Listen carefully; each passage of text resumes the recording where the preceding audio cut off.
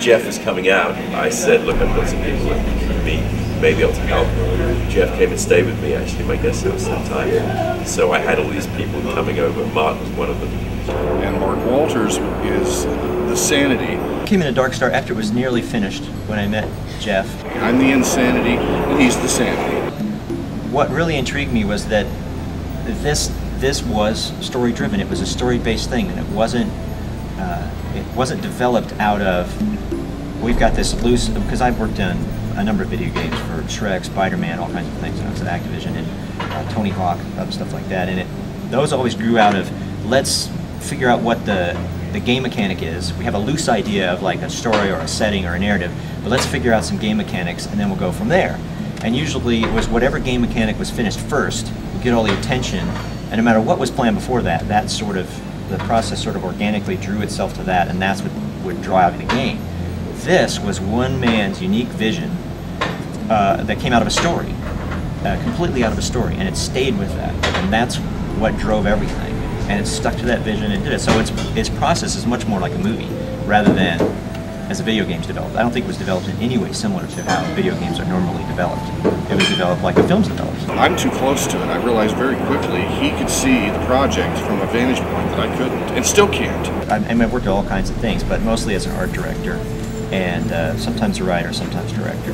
And I was art director for the TV show Babylon 5. That was my big sci-fi foray. I was out in outer space for 6 years. He's worked for Disney.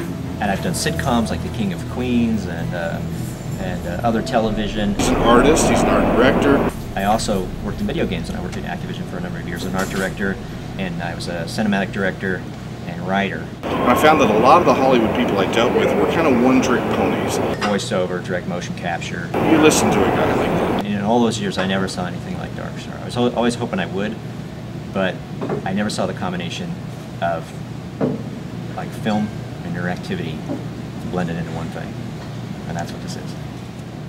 It could be a movie. It looks like a movie. He's OCD, by the way. That's the problem.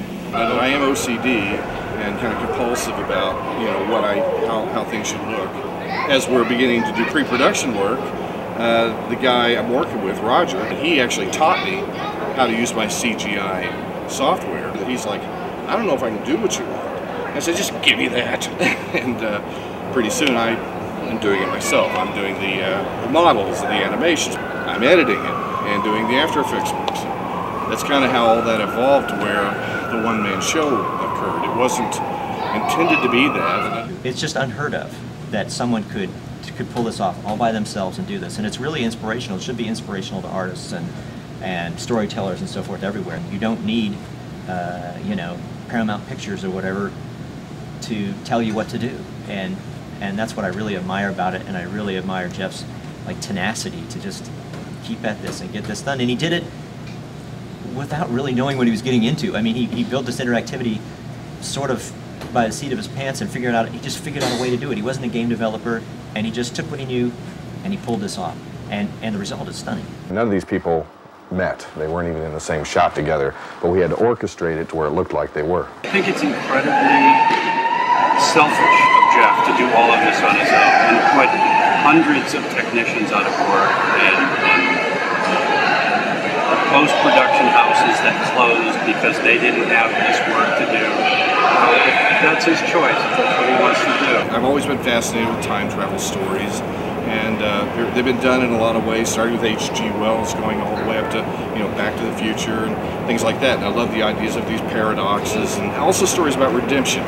And to me, those two things, a time travel thing and redemption, there are so many opportunities there with that kind of a plot line. And I like the idea of a character who's flawed but didn't know it, and then finds out, and then what do you do with that? What do you do with that knowledge? Do you make yourself better, or you go back to your core? I play Captain John O'Neill. And now there's one guy who can redeem that mistake.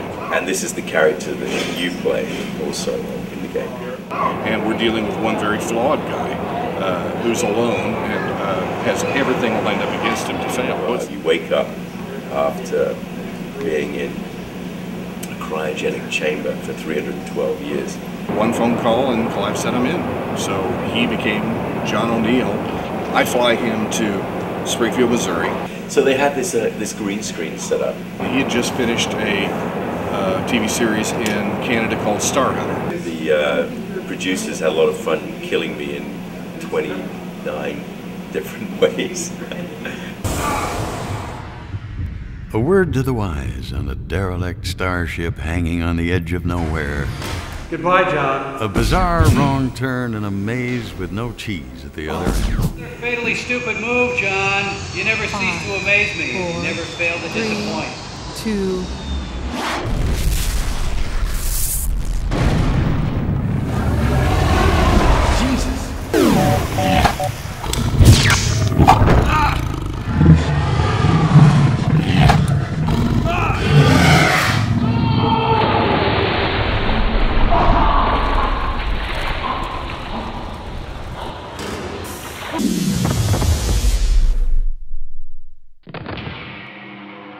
Life support is now shutting down.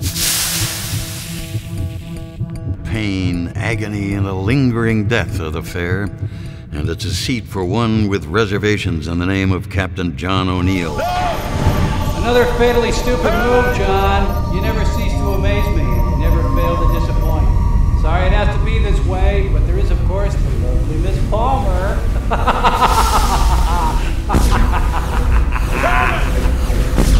Forgot to tell you not to touch the evil, deadly, poisonous plant somebody brought up from the alien planet, didn't I? Well, don't touch it. The depth and the variety of what you get to do in this game. And there's some pretty cool stuff in this thing. I have to say, Jeff's a genius, really. I don't think there's any other word for it. I mean, some of the puzzles, some of the things, everything that you see in this game is the vision of one man, which is pretty unique. I don't think there's many people out there who have done this. The initial shoot was supposed to be one hellish 16-hour day. Jeff, you want me to do all of this in a day? And it turned out to be 2 hellish 16-hour days. He says, oh, no, we'll get through it. It's like, man, I don't think that's going to happen. But anyway, so we did it. We cranked it out, but we managed to do it in 2 days.